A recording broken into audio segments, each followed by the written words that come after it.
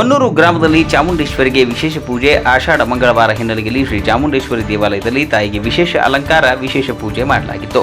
ಯಳಂದೂರು ತಾಲೂಕಿನ ಹೊನ್ನೂರು ಗ್ರಾಮದಲ್ಲಿ ಆಷಾಢ ಮಂಗಳವಾರ ಚಾಮುಂಡೇಶ್ವರಿ ಹುಟ್ಟುಹಬ್ಬದ ಹಿನ್ನೆಲೆಯಲ್ಲಿ ಚಾಮುಂಡೇಶ್ವರಿ ತಾಯಿಗೆ ವಿಶೇಷ ಪೂಜಾ ಕಾರ್ಯಕ್ರಮ ಜರುಗಿತು. ಮುಂಜಾನೆ ದೇವಿಗೆ ವಿಶೇಷ ದ್ರವ್ಯ ಅಭಿಷೇಕ, ವಿವಿಧ ಹೂವುಗಳಿಂದ ಅಲಂಕಾರ ಮಾಡಲಾಗಿತ್ತು. ಬಳಿಕ ದೇವಾಲಯದ ಪ್ರಧಾನ ಅರ್ಚಕರಾದ ಶಿವಕುಮಾರ ದೀಕ್ಷಿತ್, ಮಂಜುನಾಥ್ ವಿಶೇಷ ಪೂಜಾ ಕೈಂಕರ್ಯಗಳನ್ನು ನೆರವೇರಿಸಿ ಬಳಿಕ ಮಹಾಮಂಗಳಾರತಿ ಜರುಗಿತು. ದೇವಾಲಯಕ್ಕೆ ಆಗಮಿಸಿದ ಭಕ್ತರಿಗೆ ಪ್ರಸಾದ ವಿನಿಯೋಗ ನೆರವೇರಿತು.